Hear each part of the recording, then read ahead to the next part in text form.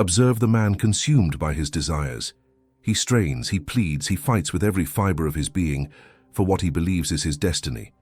Yet, the more he grasps, the more it slips through his fingers, leaving him not just defeated, but utterly broken. Why does the universe seem to conspire against the passionate, the earnest, the good? What if everything you've been taught about achieving your desires is a lie? What if the very act of wanting, of needing, is your ultimate undoing? The truth is far darker, far more effective, and precisely what separates the eternal ruler from the tragic fool. Prepare to unlearn. For generations, the narrative fed to humanity has been one of earnest pursuit. Follow your heart. Chase your dreams. The harder you work, the more you deserve. This idealistic creed, while noble in its intention, is a seductive lie whispered into the ears of the unwary, designed not to empower but to ensnare. It is the philosophy of the well-meaning, the innocent, the one who believes the world operates on principles of fairness, reciprocity, and inherent goodness. They are taught that unwavering desire, relentless effort, and an open heart are the keys to unlocking their aspirations. They are encouraged to bare their souls, to reveal their vulnerabilities, to invest their entire being into the outcome, believing that such transparency and commitment will be rewarded. Yet look around you. Observe the landscape of human endeavor. The most passionate often burn out first, their fervent energy consumed by the very intensity of their longing. The most deserving frequently find themselves overlooked, their virtue dismissed, their sacrifices unacknowledged. Why? Because this approach is built upon a fundamental misapprehension of human nature and the true mechanics of power. It operates on the premise of how men should be rather than how they are. It fails to account for the inherent malice, the envy, the self-interest that lurks beneath the veneer of civility. The idealist, armed with his good intentions and open heart, walks into a battlefield expecting a tea party and is inevitably disarmed by his own naive morality. He becomes a victim of his own virtue, his own emotional investment rendering him predictable, vulnerable, and ultimately powerless. He pours his essence into the quest, only to find that the object of his desire, be it a position, a relationship, or a recognition, slips away, almost as if repelled by his desperate grasp. His eagerness is perceived not as strength but as weakness, his need not as passion but as a burden. He is reactive, his mood dictated by external circumstances, his decisions clouded by hope or despair. He is in essence a leaf blown by the winds of fortune, perpetually seeking control through increasingly frantic efforts, only to find himself increasingly controlled by his own unfulfilled desires. This is the tragic cycle of the idealist, a self-inflicted wound born of a beautiful but ultimately fatal delusion. Enter the philosophy of Niccolo Machiavelli, not as a guide to malice, but as a stark, unvarnished mirror reflecting the world as it truly is. To the idealist's plea for earnestness, Machiavelli offers a cold, clear, strategic alternative: detachment. Not indifference, but a profound, calculated separation of self from outcome. This is the pragmatic path to power, a route that bypasses the emotional quagmire of desperate longing and positions the individual as a master of circumstances rather than a slave to them. Machiavelli understood that it is necessary for a prince, if he wishes to maintain himself, to learn how not to be good and to use this according to the necessity of the case. This is not an endorsement of wickedness for its own sake, but a recognition that pure, unadulterated goodness, when confronted with a world of cunning and self-interest, is a liability. In the context of achieving and maintaining what you desire, the relentless pursuit, the open longing, the emotional investment, these are the very good intentions that pave the road to impotence. True power does not reside in virtue as it is conventionally understood, but in the calculated capacity to wield both virtue and vice as mere instruments. And at the heart of this capacity lies detachment. When you detach, you are no longer driven by the frantic urgency of emotional need, but by the cold, clear light of strategic necessity. You observe the arena, not as a participant desperate for victory, but as a general surveying the battlefield from a distant, elevated perch. Your emotions, instead of dictating your actions, become data points, observed and understood, but never permitted to steer the ship. This is the essence of virtue in its most potent form, the capacity for decisive, effective action, unburdened by moral qualms or emotional entanglement. The initial weapon of the prince, therefore, is the dispassionate observation of human nature in its rawest form. People are not moved by your earnestness. They are moved by their own self-interest, their fears, their aspirations, and their weaknesses. When you are detached, you cease to project your own desires onto others and begin to perceive their true motivations. You see the hidden agendas, the subtle manipulations, the underlying currents of power that the idealist, blinded by his own hopes, utterly misses. This clarity allows you to operate not from a position of reaction, but from one of proactive strategic foresight. When you approach a goal with an air of, "I could take it or leave it," you paradoxically make yourself more attractive, more intriguing, more powerful. The perceived absence of need creates a vacuum, drawing others and opportunities towards you, as if by an invisible force. It removes the pressure, the desperation, and replaces it with an aura of quiet confidence, of a person who is not chasing, but attracting. Consider the dynamic. When you desperately chase, you project neediness, and neediness repels. It signals to the world that you are incomplete, that you lack, and that you are easily manipulated by the promise of what you seek. But when you operate from a position of detachment, you project self-sufficiency. You become a stable, independent entity in a world craving certainty. You don't beg for attention, you command it. You don't plead for opportunities, you become the opportunity. This subtle shift in posture, from eager supplicant to serene observer, changes everything. It reframes the power dynamic entirely. The object of your desire, whether it's a lover, a promotion, or a business deal, is no longer something you pursue. It becomes something that, through your strategic indifference, you compel to pursue you. For the world, being inherently self-interested and opportunistic, will always gravitate towards the source of power and away from the display of weakness. This is not a call to apathy, but to strategic mastery. It is understanding that the greatest leverage often comes from demonstrating that you can walk away, that you are not beholden, that your happiness and success are not contingent upon any single outcome or person. This perceived independence is your strongest asset, for it disarms opponents, attracts allies, and magnetizes opportunities. The world, in its crude and unfeeling wisdom, respects strength and preys on weakness. And what greater strength is there than the capacity to remain unruffled, unaffected, and utterly pragmatic regardless of the emotional tides? For love is a bond of obligation which men, being base, break when it suits them, but fear is maintained by a dread of punishment which never fails. To truly master this truth, comment, "The unattached hand guides all," to affirm your understanding and subscribe for the coming lessons on the maintenance of the state. Having shed the illusion of emotional entanglement, the aspiring sovereign now stands poised to absorb the bedrock principles of genuine influence. Detachment, far from being a passive state, is the crucible in which true virtue is forged, a strategic stance that permits the manipulation of both circumstance and human will with chilling precision. This segment delves into the core tenets elucidated by Machiavelli, reimagined through the lens of calculated disengagement, demonstrating how the absence of emotional investment elevates one from a mere player to an architect of destiny. Consider first the intricate dance between virtù and fortuna. For the idealist, fortuna, or sheer luck and external events, is often a cruel mistress, arbitrary and unyielding. They are buffeted by its whims, reacting with despair to setbacks and euphoria to windfalls. But for the detached strategist, fortuna is merely the raw material upon which virtù operates.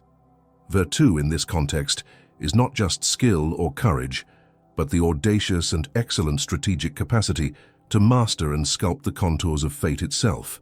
Detachment grants the clarity to discern the subtle currents of fortuna, the opportune moment, the hidden threat, the latent advantage, without the obfuscating fog of personal hopes or fears.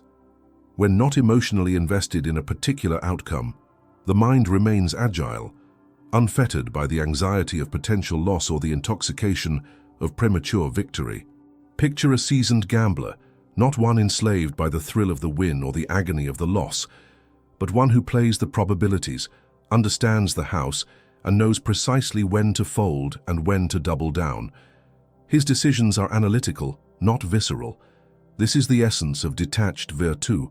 It allows one to seize a fleeting opportunity with surgical precision, to pivot swiftly in the face of adversity, and to craft contingency plans without the paralyzing grip of what should have been. A prince who truly embodies this detachment observes the tides of fortune, and like a master mariner, understands that while he cannot control the ocean, he can certainly steer his vessel with unparalleled skill, using the very currents that drown others to propel himself forward. He doesn't rail against the storm, he navigates it. He doesn't pray for calm, he prepares for tempest. This strategic agility, born of an unburdened mind, is what transforms arbitrary events into stepping stones towards an intended aim. Next, we confront the enduring wisdom of the lion and the fox. Machiavelli famously prescribed that a ruler must possess both the strength and intimidation of the lion to ward off adversaries, and the cunning and subtlety of the fox to recognize snares and avoid entrapment. The idealist struggles with this duality, often erring on the side of perceived goodness, the lamb, or clumsy aggression, the enraged bull. The detached individual, however, embodies this paradox effortlessly because their actions are dictated by utility, not sentiment. The lion's roar is not born of fury but of calculated deterrence, the fox's slyness not of malice but of pragmatic self-preservation. A ruler devoid of emotional anchors can project immense strength without being consumed by rage, and employ profound cunning without succumbing to deceit for its own sake. When the need arises to be a lion, the detached prince can be terrifyingly decisive, striking with an impact that leaves no doubt as to his capabilities, yet without the emotional residue of anger or vengeance. His actions are not personal vendettas, but strategic eliminations of threats. Conversely, when the situation demands the guile of a fox, he can navigate intricate political webs, decode hidden intentions, and lay traps with an almost academic interest, untainted by the moral qualms that would cripple a more emotionally invested individual. He can feign ignorance, offer false reassurance, or create diversions with a calm that is utterly convincing, precisely because his ego is not invested in the charade. He understands that appearances are paramount, and that a truly effective display of power, whether overt or covert, requires an actor utterly disassociated from the role. Finally, let us address the calculated employment of cruelty. This is perhaps the most misinterpreted aspect of Machiavellian thought, often mistakenly equating it with wanton sadism. Machiavel, however, differentiated between well-used cruelties and ill-used cruelties. Well-used cruelties are those executed swiftly, decisively, and applied all at once to secure a state or goal, ensuring stability and preventing further disorder. Ill-used cruelties, conversely, are prolonged, sporadic, and lead to ongoing instability and widespread animosity. The critical element enabling the effective, well-used application of severity is once again detachment. An emotionally invested leader might hesitate, procrastinate, or inflict punishment based on personal anger, leading to the ill-used scenario. Their conscience might waver, their resolve might crumble, or their rage might overcompensate, making the action ineffective or counterproductive.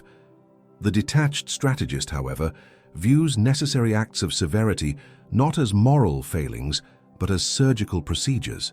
They are performed with the cold precision of a surgeon, excelling at a necessary but painful operation. The objective is stability, control, and the long-term benefit of the goal, not gratification or vengeance. The prince who can order a swift, brutal, but necessary action without flinching, because he understands its strategic imperative, is the one who truly consolidates power. He understands that hesitation can be more destructive than decisiveness, and that sometimes a single sharp cut can prevent a lingering gangrene.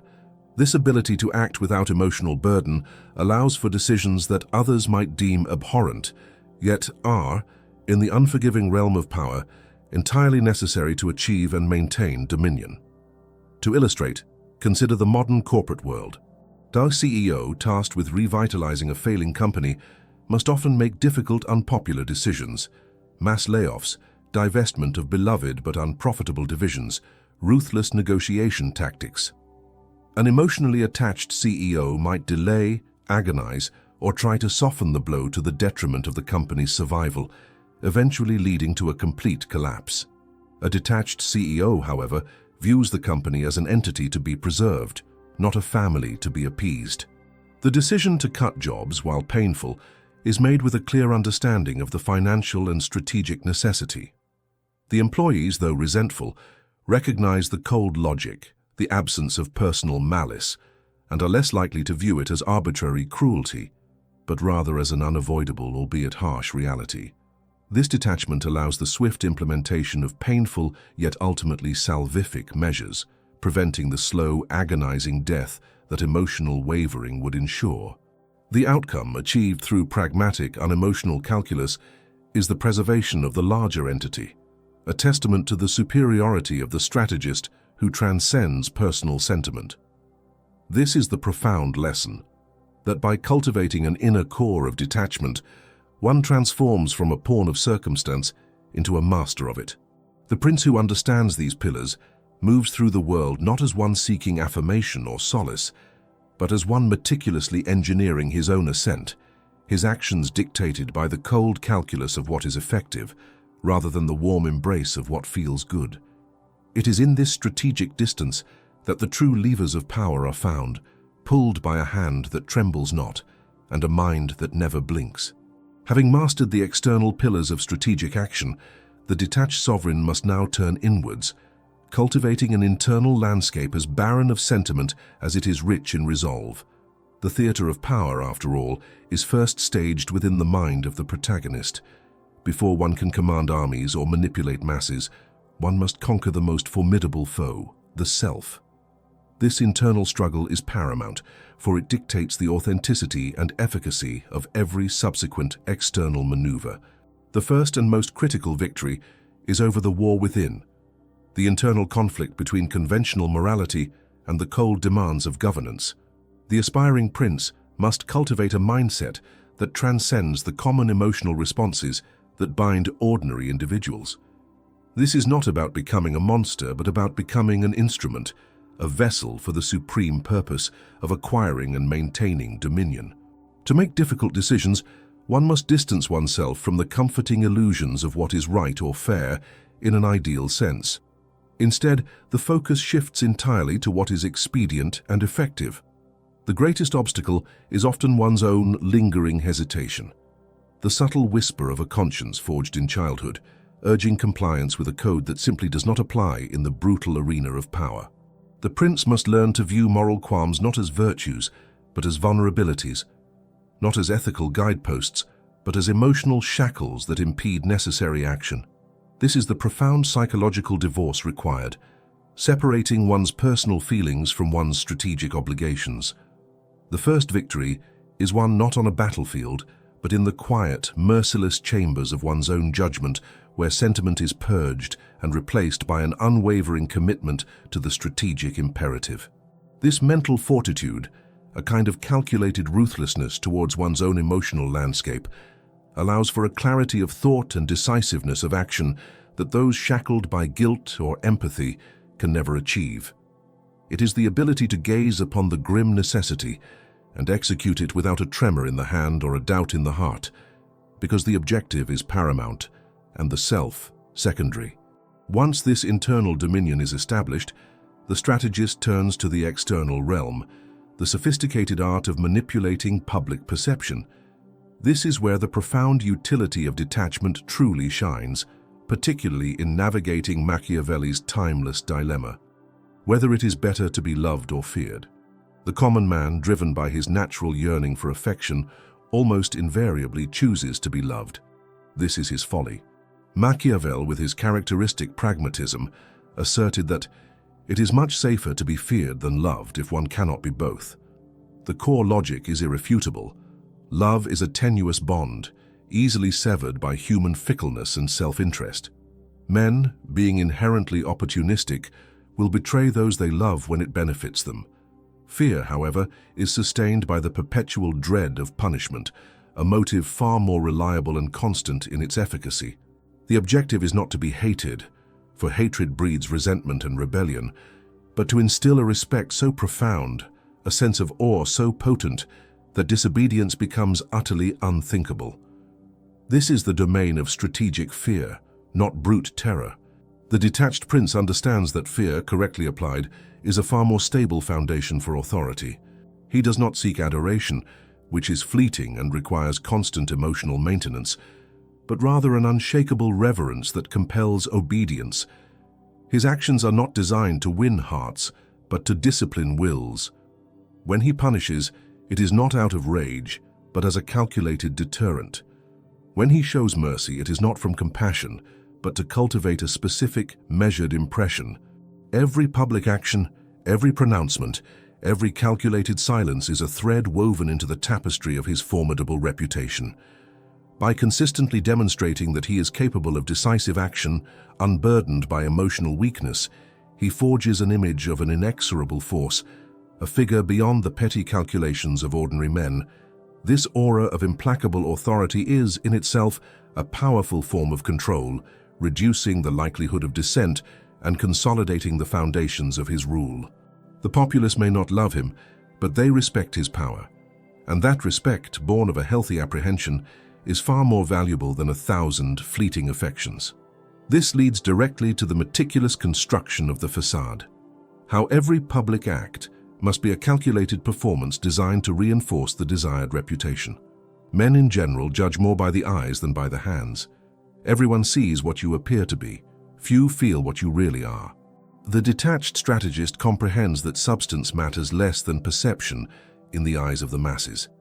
He must cultivate an outward image of virtues such as mercy, faithfulness, humanity, integrity, and even religiosity, regardless of the true nature of his actions behind the scenes. This is not hypocrisy in the moral sense, but strategic masquerade in the political sense. The people are simple-minded, easily swayed by appearances, and their judgments are rarely based on deep introspection or true understanding. Therefore, the prince, unburdened by the need for genuine approval, crafts his public persona with the precision of a master playwright. He makes carefully timed public gestures of charity, delivers eloquent speeches on justice, or displays a visible reverence for tradition, all while his private operations are conducted with ruthless efficiency. His reputation becomes an impenetrable armor, deflecting criticism, and a potent weapon, intimidating adversaries. When rumors of ruthlessness arise, they are met with a calm, virtuous public face that makes them seem implausible to the unthinking masses. This cultivated image of righteousness, deployed with a detached understanding of its power, serves to legitimize his authority and control the popular narrative. It is the ultimate psychological warfare, fought not with swords but with carefully constructed illusions. The populace, seeing only the surface, believes the performance, and in their belief, grants the prince an invaluable shield against scrutiny and a formidable instrument of influence. This sustained theatrical presentation of an ideal ruler, executed with dispassionate mastery, becomes the most powerful tool for shaping public opinion and ensuring the enduring stability of his dominion. The detached prince, therefore, is not merely a ruler, but a permanent actor on the grandest stage with the entire populace as his unwitting audience, each performance meticulously designed to reinforce his unshakable authority. You have absorbed the unvarnished reality of the human condition and acquired the formidable tools of power. Now, before we unveil the ultimate secret of solidifying your lasting legacy, ensure your commitment is unwavering by subscribing, for this final wisdom is reserved for those prepared to truly act, to embody the cold calculus of enduring dominion. The preceding lessons have stripped away the sentimental veil, revealing power's stark mechanics. Now we arrive at the apex, the execution of the decisive action, the masterstroke that fundamentally reconfigures the landscape of influence. This is not merely an aggressive move, but a calculated pivot, a fundamental restructuring of authority, be it the elimination of entrenched rivals, the imposition of transformative laws, or the complete overhaul of a stagnant system. According to Machiavelli, this pivotal moment is an act of supreme virtù, a strategic stroke that seizes a window of opportunity sculpted by Fortuna. It is the moment when detachment blossoms into its most potent form, flawless, unemotional execution. The idealist falters here, paralyzed by the weight of consequence, by the fear of judgment, or by a lingering desire for universal approval. The detached strategist, however, views this moment with crystalline clarity. He understands that hesitation is a luxury he cannot afford, for the tides of fortune are fickle, and the opportune moment once glimpsed rarely lingers. He acts not from impulse, but from a carefully deliberated plan, unburdened by the emotional fallout. Injuries should be inflicted all at once, so that being tasted less, they offend less. Benefits should be conferred gradually, so that they may be savored more. This aphorism encapsulates the essence of detached execution. When painful or disruptive actions are necessary, they must be swift, comprehensive, and decisive, delivered in a single, unyielding blow. This minimizes prolonged suffering and prevents the festering resentment that piecemeal cruelty inevitably generates.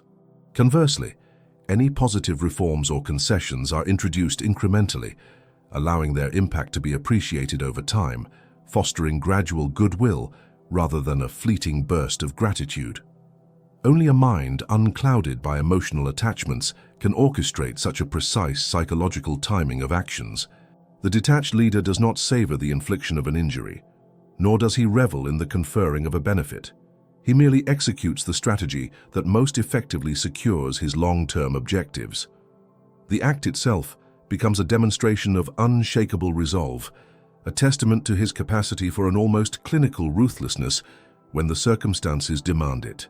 This singular, unwavering focus on strategic efficacy, rather than emotional satisfaction or moral appeasement, distinguishes the true architect of power from the ephemeral pretender. The true victory, however, is never the event itself, but the enduring stability it engenders. The prince, having executed his masterstroke, does not rest on his laurels. He immediately and without sentimentality establishes the foundations of his power, crafting institutions and mechanisms that will perpetuate his authority and legacy. This is the crucial phase of consolidation, where the temporary disarray caused by the decisive action is swiftly replaced by a new, more robust order. This requires an almost architectural approach to power, building structures, be they legal, social, or economic, that entrench his position and create an environment resistant to future challenges. He understands that mere conquest is fleeting. True dominion lies in the creation of a state, a robust, self-sustaining framework of power that endures beyond his immediate presence. The detached leader excels here because he is not swayed by personal attachments to old systems or nostalgic adherence to past methods. He is free to implement radical changes, dismantle obsolete structures, and elevate new loyalists with an objective eye. He anticipates future threats and builds defenses against them, not out of paranoia, but out of a pragmatic understanding of the cyclical nature of power struggles. His focus is on longevity, on creating a legacy that defies the ravages of time and the caprices of fortuna. This involves not just force, but careful cultivation of legitimacy, a strategic weaving of public acceptance through the careful administration of justice, the promotion of prosperity, and the suppression of any nascent opposition. The establishment of his state is the ultimate expression of his detachment, a creation that stands independently of his personal feelings, a monument to his strategic genius rather than a testament to his fleeting desires. He ensures that the power he has seized is not merely held, but is deeply rooted, making it incredibly difficult for any adversary to dislodge. In the final analysis, the nature of supreme power is revealed not as a question of inherent goodness or pervasive evil, but of absolute efficacy. It is the profound capacity to perceive the world precisely as it is, stripped bare of all illusions, and to possess the unflinching courage to act in accordance with that raw vision. This calls for a mind untainted by the passions that blind lesser individuals, a will unbent by the moral complexities that paralyze the well-intentioned. The ultimate aim is not fleeting adoration, nor temporary conquest, but the enduring establishment of order and stability within a world inherently predisposed to chaos. The detached strategist, the Machiavellian prince, is the one who understands that emotion is the great enslaver and that true freedom, the freedom to act without constraint, to command without impediment, lies in its systematic subjugation. He builds not merely a fleeting empire, but a throne that endures, not through sentimental bonds, but through an unwavering grasp of human nature and the cold, hard logic of strategic necessity. This is the zenith of influence, the pinnacle of control, attained only by those who master the art of unattachment, allowing everything to come to them because they are the unwavering center around which all else revolves.